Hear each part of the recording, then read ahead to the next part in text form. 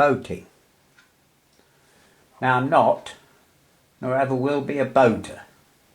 Boaters are people who lavish money and affection on their craft, usually preferring a slow, relaxing lifestyle of money and luxury. Their aim being to cruise the rivers and canals from one pub to the next in a modicum of comfort.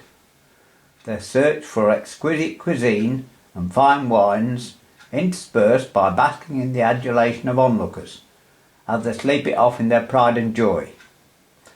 OK, this analogy may be a little harsh, although I hope it brings a smile.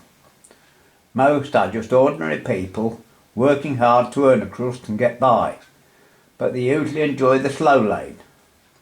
A better word to describe me in my younger days would be a petrolhead. Although the term must be loosely applied, petrolheads are only happy when they're around their current creation, being driving or working on it. I, on the other hand, only like driving cars. Looks and breakdowns come a very considerable way down my list of daily endeavours. However, passing years and a fortunately changed lifestyle due to a lower back injury, caused I hasten to add by 30 years of work, not player accident, has changed my views somewhat. I am now just as content to go for a walk as a drive, and speed no longer holds the fascination it once did. After Christmas last year, while walking Barney on our winter strolls along the riverbank, I thought about getting a little boat. I'd received a small windfall, which would pay for it, and I needed to do something while I was still able to. As we walked around the Brayford, the marina in Lincoln, I was thinking about all the problems I would face and how I'd overcome these difficulties. My original idea was to buy a cheap old boat that I could just take downriver and moor up, letting Barney onto the banks, where it's allowed. I certainly didn't want to buy more work. My present workload is sufficient, thank you very much. I can rest on a boat as easily as on the settee in my house, and lock gates appeared to be the obvious difficulty, especially if it's to travel somewhere. But the purpose was to be on the river and out of town, not travel the country, though I did think it might be possible as well, having no need to be somewhere at a given time. I could wait for someone to help as long as I had provisions. The first thing was to find a boat, of course. I asked a few locals that I saw with boats, but in the winter they were few and far between. I found lots of information on the internet, quickly realising I may have to travel to find the right boat. I asked my friend at the garage if I could store one there for a small sum to do any work it required, and somewhere to keep it until I could organise the moorings and licence, etc. I found there at a local boat club and went along and joined. As well as a good place to get advice, I can walk down, afford a beer, which they sell cheaply, so I can now go for a sociable night out once a week if I feel like it.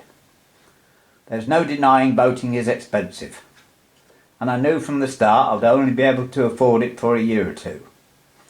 You have to have a river licence or river and canal if you're going to travel on them. Also you need insurance and a place for permanent mooring. I found British Waterways mooring at a lock in the countryside 10 miles away. This is one of their cheapest and has proved to be the perfect place for me. An internet search found what could be a suitable boat. I rang and set out to go the 90 odd miles to look at it. Just before I left, I heard of a boatyard en route which probably would have something suitable. Being only 45 miles away, I was hoping they would. Their large selection of boats offered some affordable ones. But as I found out, as with most things, boats, like all goods, are usually cheap for a reason. I bought a cheap, tidy and sturdy little river cruiser from them, and several trips to the yard I'd obtained the required boat safety certificate, like an MOT on a car, and paid for Naiad, that was the name. I hired a truck to tow it home, and an uneventful trip saw it resting on its little trailer at the garage as planned. So for the next few weeks I went along almost daily doing some small jobs like making cabin door locks and cleaning the whole boat. Through the club I found where to apply for insurance, moorings and licence, and about 6 weeks later I was ready to launch. Someone told me of a slipway they thought I could use, 3.5 miles downstream from my moorings. It seemed perfect. Having already spent more than I intended, I did not want to hire the truck again for the short journey. I had tested the small outboard engine in a tub of water and it appeared to run perfectly. Other people, among them builders of race engines, agreed. The garage owner reluctantly said he would tow it to the slipway for me. It was very short of time, as he was preparing his racing car and the season was due to start. However, after an aborted attempt, due to the boat requiring to be moved on the trailer, we left the garage in the early evening a few days later. My advice to travel slowly on smooth roads was ignored, but it proved it was a tough boat, adding to my confidence in it. The boat was back down the slipway and after a slight struggle, finally floated free of the trailer. There were no apparent leaks, and as dusk was approaching, I set off to the mooring after a little practice run. Everything went smoothly for about a quarter of an hour, until the engine started rattling. No, it wasn't my ears playing tricks, it got worse and soon stopped. I had a mobile phone, but in the rush and excitement, had not had time to take my bags with torches, etc. from the car. Several phone calls saw my friends finally come to the rescue. I tried the engine and found it started again and would run for a little while. This did nothing to improve anyone's temper, particularly the one of my garage owner friend, nor did it help my frayed nerves, as Barney found out. He was quickly getting used to my shouting on a boat, I think. Anyway, 3.5 hours and several stops later I arrived at the moorings. My first trip had been on an unknown river, in the dark, with no equipment, and on a boat that kept breaking down. I had nettled my hands while trying to get up the riverbank, having spent much of my spare time for several years at a friend's house next to the road bridge. I'd forgotten that this had been modified and strengthened, no longer affording access to the supporting pillars. Also, while there, I had only walked along the bank with our dogs to the end of the sugar beet factory the other side, and had forgotten the river takes a sharp bend. On approaching this in the dark, with the factory lights in front, it was far from apparent, and I spent a few very tense moments staring into the dark, hoping I did not take a wrong fork and ending up in some unknown hazard. I've been told boating is a relaxing way to spend your time. So far it's been one of the most stressful things I've ever done, and that includes stock car and banger racing. I returned the next morning with a neighbour to help with the lock. We had left Naiad the previous night on the temporary moorings for the boats waiting to go through. It was too late and too dark to learn the intricacies of this medieval equipment. While looking at the moorings and readying my boat, I already had a dummy run, so knew what to do. However, taking the boat through for the first time was still a little daunting. Walking around the local lock almost daily for 30 years was no help either. I suppose it's like driving. People still have to learn, even if they've been a passenger for many years. Thankfully the engine worked long enough to get me the few yards upriver to my proper moorings. I thanked my friend and neighbour profusely as we came home, then set about the next job. I had to find a replacement engine. A few phone calls and an internet search only resulted in adding to my depression, as it seemed no small suitable outboards were available. However, I remember talking to a local man who had one, and he rescued me by selling it to me, so the next few days were spent changing the engines. I'd been pushing myself to get this work done and launch the boat. This additional work was very unwelcome. However, I persuaded people to help me to do the lifting and finally got it fitted and working. The first trip's over the next few weeks. I managed to persuade a few friends to come and have a little trip. Finding slaves to work the lock wasn't proving too difficult after all. The main objective of getting a boat was to have somewhere to go outside of Lincoln, so I did not want to do all the boating coming back here. I have spent the last 10 years walking along this riverbank. I just wanted a new part. When people would come, it was often in the evenings, when they'd finished working. With river and canal boating, you only travel at a little more than walking pace, so we did not go far, but it was still usually dark when we got back. Barney learnt an important lesson on one of these trips. Don't try to get on an unsecured boat. My friends were closing the gates at the lock as I arrived at the moorings. As I held the boat with the boat hook onto the walkway, Barney got off. However, for some reason, he tried to get back onto the front. It was the classic case of pushing the boat out, with the inevitable consequence of him falling in. I was a little worried, I was actually very worried, of him getting tangled up in a rope, as he swam along under the bows of the other boats. However, after quickly tying up the boats, I went along to the bank and managed to get him out. Luckily, a small dinghy was in the water next to the quayside. Otherwise, he'd have had to swim to where the water was higher. I'd made sure Barney could swim when I got him, but despite being a strong swimmer, he doesn't like it at all. He didn't like it out of his depth. Despite these little trips, I spent much of my time on the boat and its moorings.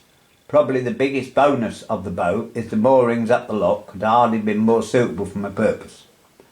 The house had recently become vacant, and the fenced quayside is a perfect garden for Barney. I have even rescued an old lawnmower from the shed. All it needed was a new belt, and I soon had the grass along my part of the bank as good as any lawn. Having an electric hookup is another added bonus. I had not thought of. Cups of tea are almost mandatory for me now. They're not at the moment, but they were, and I'd removed the cooker to get the safety certificate. I was intending to have a simple and easy life with the boat, and cooking meals was not on the agenda. If necessary, I was going to get a little portable gas stove to boil a kettle, and probably heat a tin of beans. But all I needed was to get a kettle. On one of our evening trips, a friend had remarked on the good condition of the little cabin. Although I noticed it was clean, I hadn't given it a lot of thought, only now realising just how rough the inside of many of these small old boats had become. While searching for another outboard, I had come across an almost new one. My friend's comments convinced me my little boat required this engine, so I spent what was for me another small fortune and doubled the cost of the boat and bought it. This of course required more work for yet another engine change. I had now spent all my extra money, but I had unleashed the full potential of the boat, or so I thought. I'd been overdoing it for weeks, which was taking its toll. I had to be careful and take it easy for a while. Otherwise, the boat would have to do without its captain, and I'd be almost housebound again. Finally, we get it ready for use. The boating is now more than halfway through, but I finally had my boat ready. I'd spent all my extra money, so any prior thoughts of travelling the inland waterways would have to wait. Initially, I thought I may be able to travel a few days a week, using public transport to either come home or go back to the car, which I could leave in one of BW's secure car parks. I could not afford to spend my dwindling savings nor overdo it by cruising on my own. It is difficult to just stop on a boat, other than on proper moorings, so most people continue to the next BW mooring. There are plentiful on this river, but it does mean you have to keep going. This can be a little taxing if you need to rest, especially as I now have trouble sitting or standing for any length of time. Thankfully that's a few years ago, I'm a bit better now. Another crew member would solve this problem completely.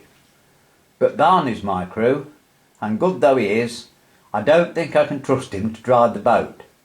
Boating is a slow and leisurely pastime, so a 20-mile trip at say 5 miles an hour is approximately equivalent to 160 miles on the road, not more.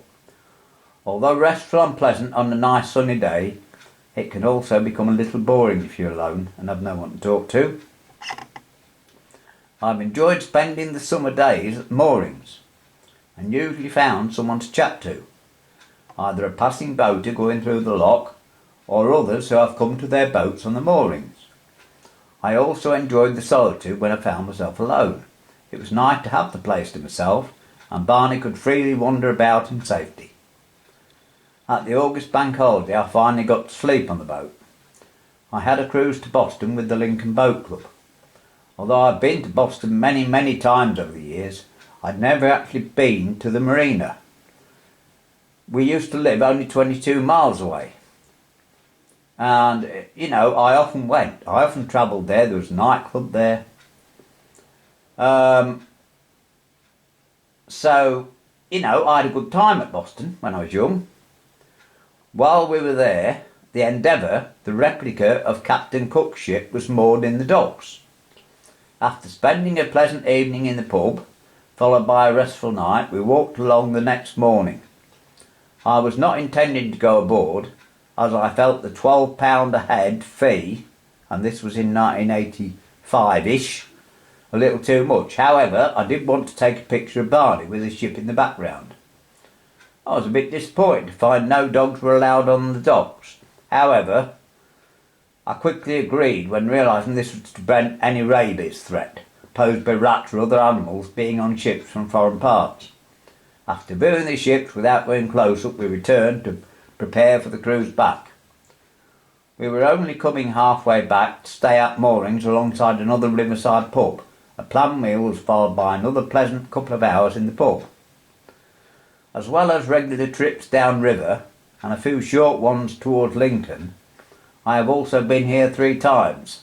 The first time I planned to come, I had some friends meet me. However, when we got to Stampen Lock in Lincoln, they said we must turn around, as they did not have enough time. So I reluctantly turned round and headed back, dropping them off at the moorings a couple of miles downstream, where I collected them. I worked in the riverside factory just along the lock, and I have often wished someone I knew would have come along on a boat and rescue me from my hated job as I walked with leaden feet after visiting the high street on my lunchtime break. Getting a boat was to fulfil this particular dream in one way. Was I ever going to get cruised past the factory entrance though? A few weeks later, while down on my boat, a couple of young women came along in a canoe. I'd seen them before, and when I'd helped them through a lock, they were having a camping weekend at the pub across the river from the slipway. As I said hello, I asked if they wanted to lift back to Lincoln. Not fancying to row 10 miles against the wind, they readily agreed. And I found some slaves to lock me through Stampen. This was one of the most pleasant trips I'd done so far. It was a lovely summer day, and we took the canopy down to enjoy the weather. As I lazed relaxing in the sun with the good-looking young women, one competently driving the boat, I mentioned that while I often moan about my lot, there wouldn't be many men in the world who would have swapped places with me at that minute. On reaching Lincoln, we unloaded their canoe, which they carried around the lock. Another boat was coming through, so I said goodbye to the girls and put my boat in the lock while the gates were open. The boaters just going through kindly shut them for me. I had previously had a look at the simple controls to work the guillotine gate. If only all gates worked electrically, I could manage them all. So I finally got to realise another small dream as I cruised into Lincoln. Passing through the town centre was very similar to walking alongside. However, I passed under the Glory Hole, the nickname to High Bridge, the old bridge in the High Street, for the first time. After morning with other visits in the Breakford, I walked home with Barney. As is often the case, it is the unplanned trips that are often the most enjoyable. However, I need to come home for a drink and something to eat, not planning to spend all day away. Nowadays, I rarely have to keep to a timetable, but I did have a neighbourhood community meeting to go to that evening which I wanted to attend. So I realised at home I wouldn't have enough time to go back to Bardney and get back. So I cycled back with Barney to the boat. Leaving Lincoln, I asked and was given help at the lock by a friendly passer-by.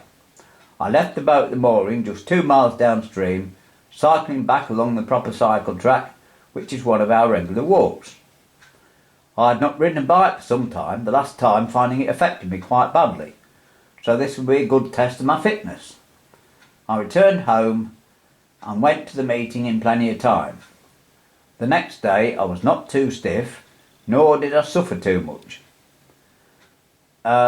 So I walked back to the boat the next day, which had not been vandalised or stolen, and had another slow, relaxing trip back to Bardney. I have been to the boat for several days, most weeks, and not counting the short trips, have had 1 trip to Boston and 3 to Lincoln. Late July or early August, the weather was terrible one weekend, which I spent under an umbrella, talking to numerous passing boaters. Many were on their annual holidays, so I had no choice. I did not get out of working on the new engine, as a small problem has cropped up. I have done some work to repair it, but still have to do the same job again, as the problem is still there. It does not stop it from being used though. I have made the most of the money I need for a licence etc. by buying and selling another small cruiser that was moored at the lock, so I can at least keep the boat until the next April. Some of my little trips have their own stories, as does the buying and selling of the boat. As mentioned, some of the trips or events have stories worth telling in a little more detail, like the time Barney fell into the lock. But before I do, I think a little description of the layout of the rivers at the lock will help picture the scene. Coming from Boston, the Witham takes a sharp right turn under an old railway bridge. It appears to go straight on, but this is an unnavigable dike, since will drain. Under the bridges it forks again, with the lock being to the left. The old Witham is just a semicircle of river, joining the Witham at a sluice less than half a mile upstream. A little bit like straightening the bend in the road, I suppose. Halfway around this bend it takes a right turn that takes you to the pub. This is as far as boats can go along here, less than a quarter of a mile. So a good visitor trip on my boat is through the lock, turn left, turn right under the Bailey Bridge and call it the pub, the Two at Arms. Anyway, Barney's second swim. I spent most Saturdays at the boat, usually in the company of our new friend on the neighbouring boat. The weather being particularly good one weekend, I returned on the Sunday. Walking past the lock, I saw a boat about to enter. It had stayed overnight and was about to continue its journey. One of the main reasons I go to the boat is to find people to have a chat to and socialise. Going through a lock is always a good time to meet people, as it occupies the short wait while the lock fills or empties. I also try to be helpful and usually find this friendship returned. Last year the river had more than its usual weed growth, and I learned from talking to some fishermen and boaters this was most likely due to the wet spring washing fertiliser from the farmland and the warm weather. The weed was now causing problems for most boats. It fouled props and blocked filters. It just made it impossible. This morning the people were towing the boat into the lock without the engine, as the weed was particularly thick at the entrance. I'd walked around the narrow part of the lock next to the swing bridge, mooring the stern of their boat for them. Barney, trying to be clever I suppose, copied me after I'd returned to the other side to open the paddle on the lock gate to let the water out. I can operate the paddles, which give me much needed exercise, but pushing the gates open and closed has proved a little too much, as I first suspected. I had no sooner reached the handle when I heard a splash. and looked into the lock to see Barney swimming about. He had slipped on the narrow ledge. Luckily the lock was full, so at least he did not have far to fall. Also, with the help of the chap on the boat, it was simply a job to reach down and pull him out, after he swam across to us when I called him. This is the second time it's fallen him, but so far the last. There was nearly another, which proved one of the funniest sights of my life. I'll tell you soon. One of my problems is finding crew. I have been known to say no one seems to want a free trip on a boat. However, looking back, this is not strictly true. There were two young friends who came several times in the evening, especially when I first got the boat. And there is my good friend John, who you will hear more about later, as he has been the source of frustration and much amusement. All part of life, eh? There were three young lads who had cycled to the lock from a nearby village who came for a little trip one sunny day, returning the next for another. And another two youths, one who was with a neighbour and have spent time here with Barney. There were two girls came with a canoe. Twice I met a woman dog walking, and they both joined me for short trips on separate occasions. I have also met several people, either visiting boaters or visitors to the lock, who have been aboard. Sometimes we have gone a short way up the river. Only just before Christmas I took another friend, his wife and two kids, for a ride downstream to the pub on Sunday lunchtime. So all in all, 20 to 30 people have been aboard and cruising, plus several dogs. My friend John, who has recently retired, is a little nervous of boats. However, after an afternoon on one of the Norfolk Broads in October, he summoned the courage to come with me. One of our first evening trips was to the Tuit. I returned to find my other two young friends had just arrived, on the off chance I was there. This lock business wasn't too difficult after all. Our slaves usually appeared just when we needed them. Boating and rivers and locks do have their own fascination, of course.